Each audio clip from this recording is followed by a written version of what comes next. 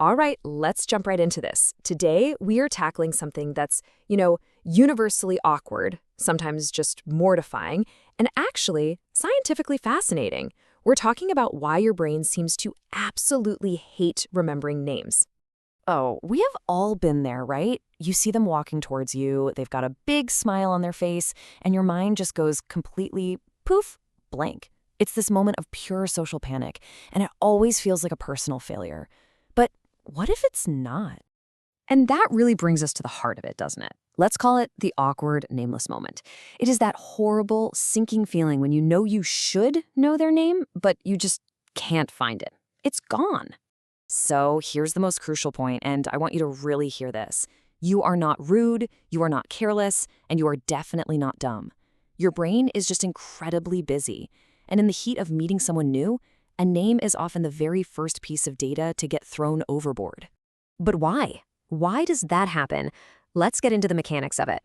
So, part two, why names don't stick.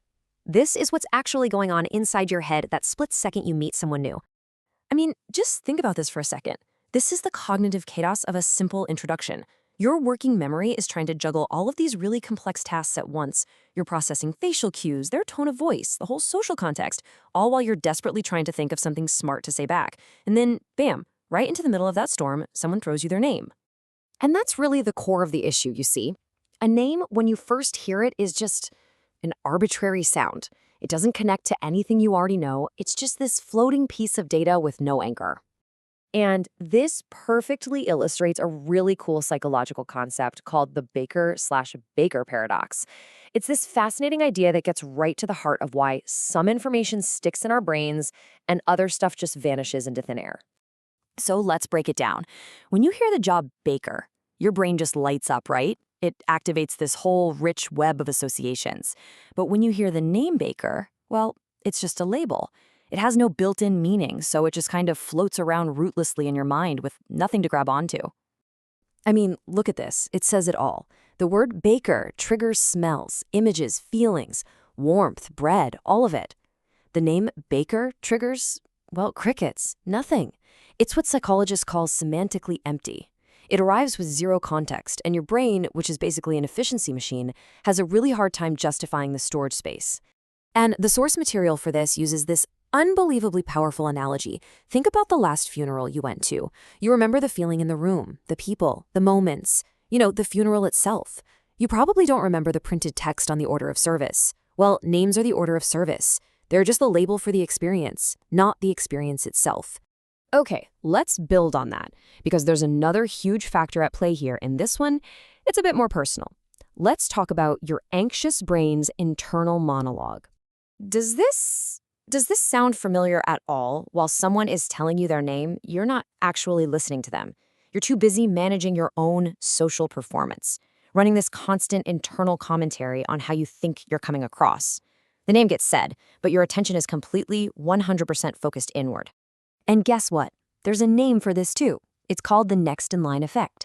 Psychologists actually found that people have terrible memory for what the person right before them said because they're so busy rehearsing their own part.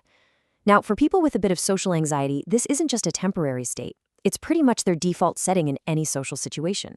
So here it is. This is the big reframe. This is not a failure of your memory. It is a symptom of your preoccupation.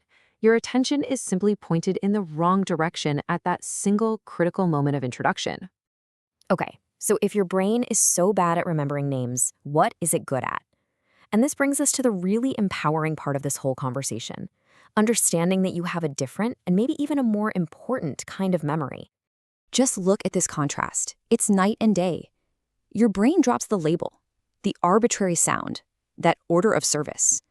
But it holds on to the texture of the interaction, the story they told, the feeling you got from them, the very specific way they laughed. It remembers the meaningful stuff.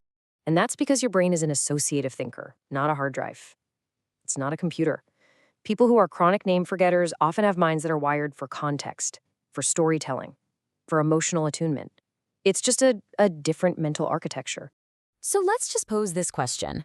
What if forgetting the label isn't a flaw at all? What if it's actually a sign that you were busy doing something more important, like cataloging the substance of the person, not just their tag? And that brings us to our final section, remembering what really matters. This is all about moving past the shame and understanding what this all means for how you actually connect with people. Now, this doesn't mean you can't get better at it. Of course not. These are practical, science-backed techniques. Repeating a name, connecting it to something or someone you already know, these work because you are manually building the bridge, that association that your brain doesn't create on its own. So, the crucial point to take away from all this is simple. This is not a character flaw. You are not absent-minded or dismissive. Your brain simply has a different set of priorities. And yeah, sometimes it gets totally hijacked by its own internal weather. And I want to leave you with this final thought because it really puts everything into perspective. The name was always the least important part of the person. The real stuff, the texture of who they are, the things you remember about them, that part is still there. That's been there the whole time.